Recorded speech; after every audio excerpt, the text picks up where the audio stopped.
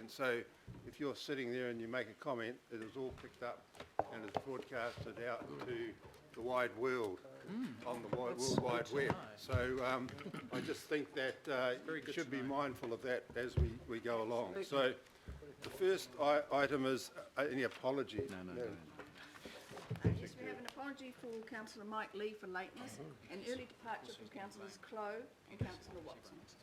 Thank you. I will move that those apologies be received. Have a seconder for that, Councillor Casey. I'll put that motion. Those in favour? Aye. Against? Declare that motion carried. Declarations of interest. Are there any declarations of interest, please, councillors? No declarations? Yes. Sorry. Item 13. Item 13. Okay, thank you. We now move to item 3, confirmation of minutes. I'll move that we confirm the ordinary minutes of the meeting held on Thursday, the 2nd of July this year as a true and correct record. Seconded by Councillor Anai. I'll put that motion. Those in favour? Aye. Against? I declare that carried. Thank you. We now move to petitions. Is there a petition? I didn't think of it Yes, we like do this. have a petition from Angela Lloyd. Not too unlikely. Angela, are you here? Okay.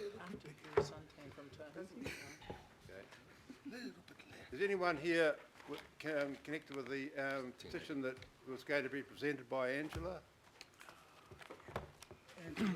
Thank you. We now move to public input, and we had 2 items of public input. The first was Angela, so she's not here. So, Mr. Chairman, Public input is Mr. Chairman, yes. Mr. Chairman, look, I missed this and I apologise for that, but I will be leaving early, and so will Sharon, so will Councillor Stewart. I'm sorry I didn't draw your attention to that earlier. Thank you. So the public input now is Mr. Don McKenzie and Mr. Dan Buckingham.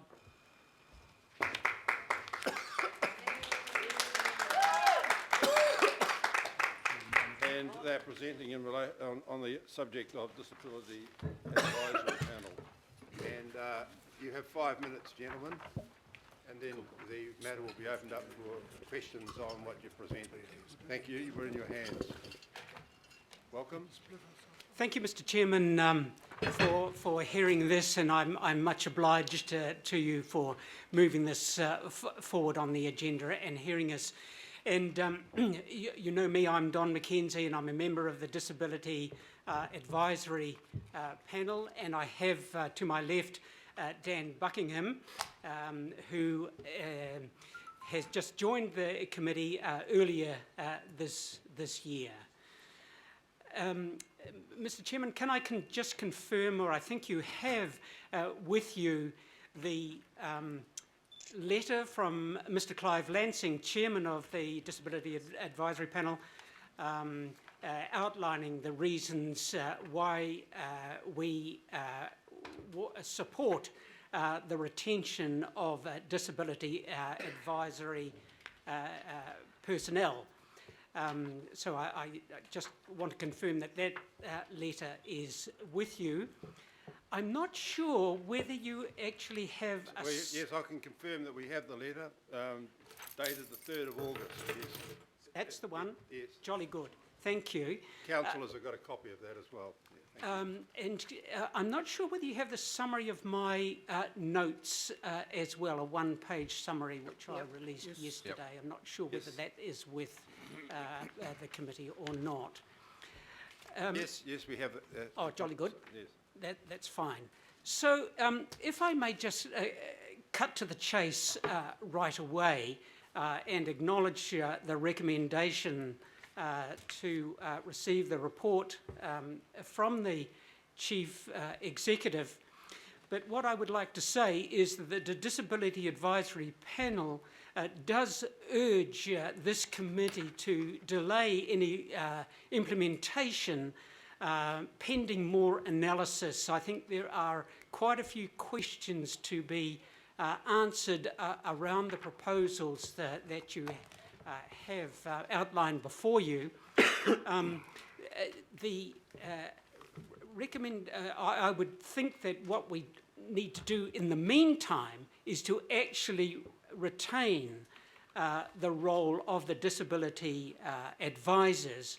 These are the people, of course, who have lived experience of disability. These are the people who've got the depth of networks and who can make the connections between council and the widespread and fairly diverse disability community. Look, the other reason, one of the other major reasons why I think we should think twice and not rush into making decisions around these recommendations, much more thought is required, is that at this very moment, the Disability Action Plan is being discussed by the chairman of the Disability Advisory Panel and other members of council. Now, the Disability Advisory Panel have been asking since 2012 to get to some kind of strategy or disability action plan, and this is only just getting underway, so I think it would be premature in effect to rush into making decisions around the management of disability issues. Another reason for just holding fire, in fact, and you'll note from these from your papers that the Maori community have not really been brought into these discussions.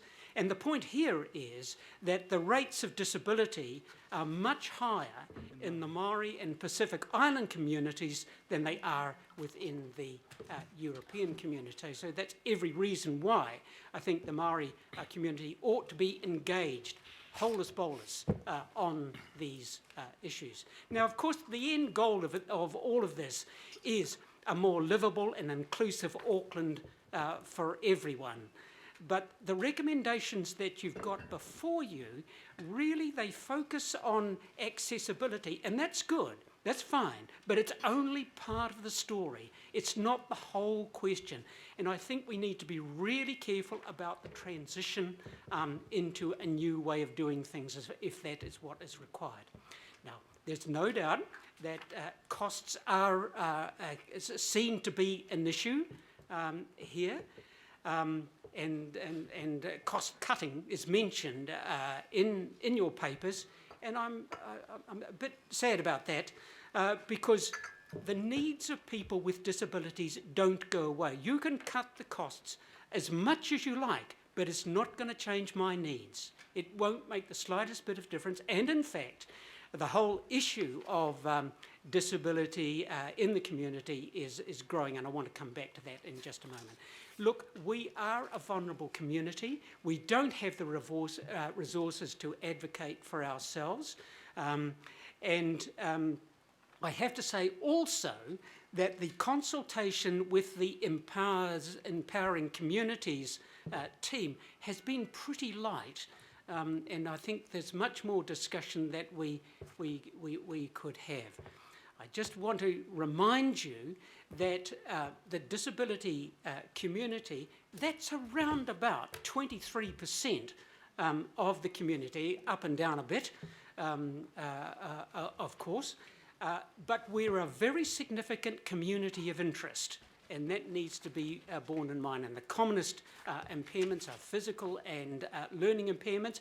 I want you also to bear in mind that 59% of those people over 65 are prone to disability, and what's more, 53% have multiple disabilities. Now, these are resulting from disease and illnesses within the community. And then I say those things because it outlines the complexities with which you are dealing.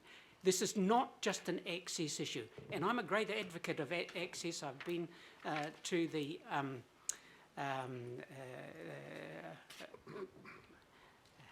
PAUP people and advocated on accessibility very, very strongly. But I have to say that disability issues are much broader than that. Now, if I may just turn to my summary notes, probably around about paragraph 4, can't be sure about that, but I just want to say that in February and June, the DAP advised retention of the specialist and skilled advisors because we value their lived experience, and because they have these networks deeply into the community. As I said before, the community of people with disabilities is a large sector of the population, a very significant community of interest. Now, the community of and I know that there is a focus on local boards, and I've been a local board member, and I know the pressures that are on that for devolution to local boards, but I don't think disability is one of those issues that ought to be devolved. Because I'm afraid that what will happen is that there will be a step backwards into ad hocery of one kind or another, where some communities will be worse off than others, and so on. So we need to have consistency right throughout the thing. And I want to just emphasise, please, nothing about us without us. Please, if you are going to make decisions, you walk a mile in my shoes and see how you go. You are dealing here with a significant number of ratepayers. I want the committee to think very carefully about the way it moves and consult the disability community as you go. The census, the latest census says that disability rates are growing, they're becoming more diverse, that people with disabilities are worse off than their non-disabled compatriots. They are less empowered, they have less income, they are less well educated, they have safety issues, they are deprived of social contact, and they are reported as having a sense of less well-being. Look, this is a community that needs the support and leadership, may I say, of council to do what it can and get alongside and work with the disabled community. And if we devolve to people who are inexperienced in the field, we will be stepping backwards to pre-2011 status. Look, we have made progress. We have made progress. It's slow, but we're doing all right. I want to just go to paragraph 9. The decisions that you will take, that council will ultimately take, will reflect on how we are enabled to deal with our legal entitlements with respect to our rights as ratepayers alongside everybody else. Now, if I can just go to paragraph 10 of my notes, and which again just talks about disability advice is more than a sum of universal access design. It's more than just transport or housing or information provision. It's about inclusion, it's about thinking and planning differently. It's about long-term livability. It's about adapting to change. It's about a fair go for everybody, and it's about keeping in touch with the consumers. It's about customer relations.